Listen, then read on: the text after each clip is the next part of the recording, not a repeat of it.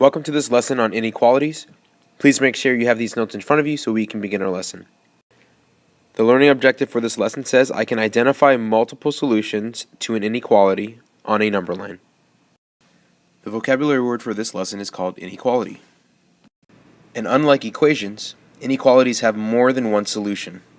So the definition of an inequality is a number sentence that compares two quantities. The less than symbol, the greater than symbol, the less than or equal to symbol, or the greater than or equal to symbols represent the different types of inequalities. An example of an inequality would be 6 is greater than 5. Or another example of an inequality would be 6 plus x is less than 15. Both of these inequalities are comparing two different quantities. An example of an equation would be 6x is equal to 18. This is not an inequality because it has an equal sign. So for the key concepts, let's talk about the different symbols. The first symbol is the less than symbol. And some keywords that mean less than are fewer than and below. On a number line, the graph for this inequality will have a open circle, and it's going to point in the same direction as the arrow of the inequality. So it's going to point to the left because every single number on the left-hand side of that circle is less than. The next symbol is the greater than symbol. And the keywords that mean greater than are more than and above. On a number line, the graph for the greater than symbol will have an open circle, but you're going to shade in the direction of the right because that's the same direction that the greater than symbol is pointing to, and all the numbers to the right of that circle mean those are greater numbers. The next symbol is the less than or equal to symbol. And some keywords that mean less than or equal to are at most and no more than. On a graph, the less than or equal to symbol will be a solid circle, and you're going to shade everything to the left of that solid circle because all the numbers to the left of that is less than. The equal to sign means the solid circle. The last symbol that we have is the greater than or equal to sign. And other words that mean greater than or equal to are at least and no less than. On a number line, the graph for the greater than or equal to sign is a solid circle, and you're going to shade every number to the right of that solid circle because every number to the right of that is greater than. It's a solid circle because the equal to sign means solid circle. Another important thing that you want to remember is that the variables should always come first. So let's use these key concepts to discuss the following examples. So for example 1, they say graph the solution of the inequality. So I've got two different inequalities here, so let's graph the solution of the first one on the left-hand side. It says j is greater than 12. Notice that j, or the variable, is first. So we know that the problem is written correctly. So I'm going to go ahead and graph all the solutions. I'm going to place 0 on the number line, and I'm going to graph 12 on the right-hand side of 0. If you remember from the key concepts, the greater than sign has an open circle, and I'm going to place an arrow to the right of positive 12. What this means is that every number to the right of positive 12 is a possible solution. So basically any number to the right of 12 would work. So if you look at the graph, I have an open circle here. The reason why the graph has an open circle is because 12 is not part of the solution. So here's the reason why. If I go back to the inequality and I plug in 12 for j, 12 is not greater than 12. That is a false statement. So the reason why 12 has an open circle is because it is not part of the solution. But if we pick any number to the right of that, like 13, let's plug in 13 into the inequality. 13 is greater than 12. That's a true statement. So let's take a look at the inequality at the right. Notice j is greater than or equal to 12. J is the variable that comes first. So I know that the problem is written correctly, so let's go ahead and graph. On the number line, let's start with 0. And 12, it's going to be on the right-hand side of 0. So I'm going to place 12 here. The only difference is now I'm going to put a solid circle on 12 because this symbol says greater than or equal to. And remember, the equal to sign tells me to shade the circle in fully. The next thing I'm going to do is I'm going to draw an arrow in the same direction of the greater than symbol. What this means is that every single number to the right of 12, including 12, is a solution. So let's take 12 and plug it in. 12 is greater than or equal to 12. Well, that's a true statement.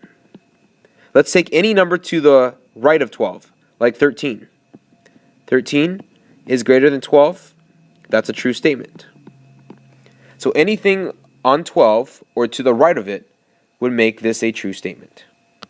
So pause the video, complete the Got It problems, and we'll discuss the answer in class tomorrow. Notice I have two Got It problems on the slide.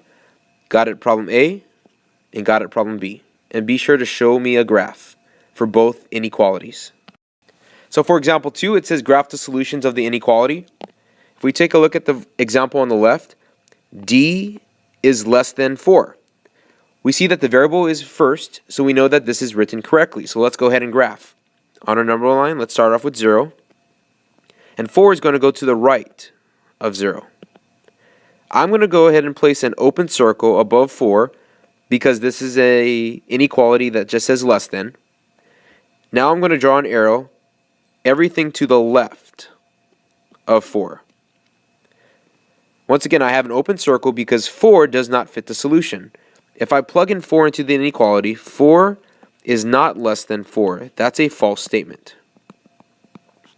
But if I plug in any number to the left of 4, like 3, so 3 is less than 4, that is a true statement. So this has an open circle because 4 is not part of the solution. It doesn't work. It doesn't make it true. And neither do any of the numbers to the right of 4. None of those make it true either. So let's take a look at the second example. It says D is less than or equal to 4. Notice that D comes first, or the variable comes first, so I know that the problem is written correctly. So what I want to do is, let's go ahead and graph this. On the number line, let's start off with 0, and positive 4 is to the right of it. I'm going to place a solid circle at positive 4 because the inequality says less than or equal to. So anytime you have something that says equal to, you put a solid circle. And the arrow will be graphing all the solutions to the left, which means everything to the left of positive 4 is true. So let's pick a number that's on the left of the solution, like 0. 0's in the shaded region. 0 is less than 4. That's a true statement. Let's pick another number, like 4. 4 has a solid circle, so 4 is less than or equal to 4. That's also a true statement. So anything from 4 and to the left makes it true. Anything to the right of 4 does not make it true. So pause the video and complete these Got It problems, and we'll discuss the answer in class tomorrow. Notice I've got two Got It problems on this slide, Got It problem C and Got It problem D. Alright, so for example 3, it says graph the solution of the inequality. So notice for the first one on the left, it says 12 is greater than or equal to k. Notice the variable does not come first. So anytime that happens, you're going to have to make sure you flip the inequality around. So I want to make sure k comes first. And notice that the pointed side is facing towards k. So I want to make sure that the pointed side is continuing to face k. Notice the 12 has the open side next to it. So I'm going to place the open side right next to 12. So this is the same exact problem. Once we do this and k is first, here's k, it's first in the inequality, we can start to graph now. So I'm going to place a 0 on the number line. 12 will be on the right of 0. This is going to be a solid circle because it has an equal to sign in there. And every number to the left of 12 would make this true. So if you pick any number to the left of 12, including 12, it will make this true. Any number to the right of 12 does not make it true. Let's take a look at the problem on the right-hand side. It says 15 is less than W. Notice the variable does not come first, so we're going to have to rewrite it so that it comes first. So let's place W first. And the bigger side is open towards W. So let's make sure that the bigger side continues to face W. The pointed side is facing towards 15. So in this problem, the pointed side has to continue to face 15. Now that the variable comes first, we can graph the solution. So I'm going to place 0 on the number line. 15 goes to the right of 0. And this will be an open circle because there are no equal to signs here. And I'm going to shade everything to the right of 15. Anything to the right of 15 will make this solution true. Notice 15 does not make the solution true, because if I plug in 15 into the inequality, 15 is greater than 15, that's a false statement. So any number to the right of 15 will make it true. So pause the video, complete these Got It problems, and we'll discuss this answer in class tomorrow. Notice there are two Got It problems on the slide, Got It problem E and Got It problem F.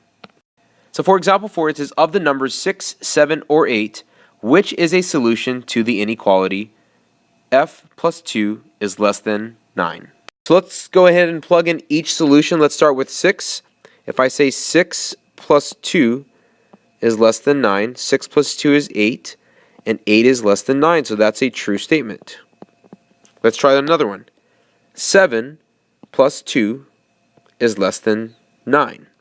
If I add 7 plus 2, I get 9. 9 is less than 9, and that is a false statement.